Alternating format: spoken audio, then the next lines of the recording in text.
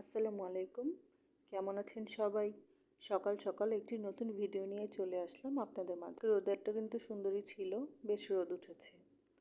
তো এখানে আমি চার পরোটা খেয়ে নিচ্ছিলাম সকালের নাস্তায়। এরপর নাস্তা শেষে চলে গেলাম রান্না বাড়ায়। আজকে রুই মাছ রান্না হবে। মাছটা কিন্তু বেশ বড় ছিল। তো এখানে হলুদ মরিচ আর লবণ দিয়ে মেখে তারপর কিন্তু ভেজে নেওয়া হচ্ছিল। মাথাগুলোও ভেজে নেওয়া হচ্ছিল এক এক করে। তারপর চুলায় পেঁয়াজ দিয়ে দেওয়া হলো। পেঁয়াজটা একটু ভাজা ভাজা হয়ে আসলে, ব্রাউন কালার হয়ে আসলে এখানে আমরা এক এক করে সব মশলা অ্যাড করব। হলুদ মরিচ দিয়ে দেওয়া হবে, আদা রসুন সব কিছু অ্যাড করে সুন্দর করে কষিয়ে নেওয়া হবে। শীতের দিনে কিন্তু রুই মাছ যদি ফুলকপি, সিম, টমেটো, আলু দিয়ে রান্না করা হয় সেটাও কিন্তু বেশ ভালো লাগে। তবে আজকে আমি সিম্পলভাবে ভুনাই করছিলাম। সব কিছু দিয়ে নেড়ে চেড়ে ভুনা করে নেওয়া হবে।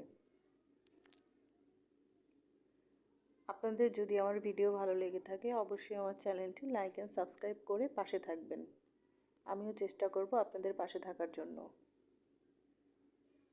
এরপর আবারও রান্নায় চলে আসলাম। কিছু কাঁচামরিচ দিয়ে দেওয়া হয়েছে এখানে। এখানে মাছ রান্না হচ্ছে, পাশের চুলায় কিন্তু ভাতও রান্না হচ্ছে।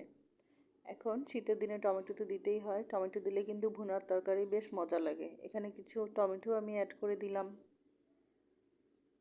নেড়ে চেড়ে আর একটু কষিয়ে তারপর কিন্তু এখানে ঝোল দিয়ে দেওয়া হবে। তো এখানে মাথা যেহেতু আছে, মাথাটা বেশ বড়, তো ভাবলাম পাত্রটি চেঞ্জ করে নিই যাতে একটু পানি দিলে মাথাটা সুন্দরভাবে সিদ্ধ হয়ে যায়। এরপরে পানি দিয়ে দেওয়া হলো, এক এক করে মাছগুলো দিয়ে দেওয়া হবে।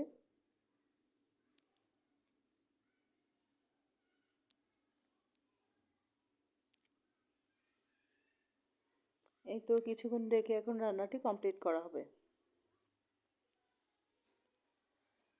এরপরে কিন্তু রান্নাবাড়া শেষ করে একটু রেস্ট করে সন্ধ্যায় কিন্তু একটু বাইরে চলে গিয়েছিলাম, তারও কিছু ক্লিপ শেয়ার করছি। তো ভাবলাম একটু হেঁটে আসি, বাইরে থেকে হেঁটে আসলাম। আজকে চারটাও কিন্তু বেশ সুন্দর ছিল, দেখতেই পাচ্ছেন। এরপর বাসায় এসে এক কাপ চা বানিয়ে খেয়ে নিলাম। তো ধন্যবাদ সবাইকে পাশে থাকার জন্য।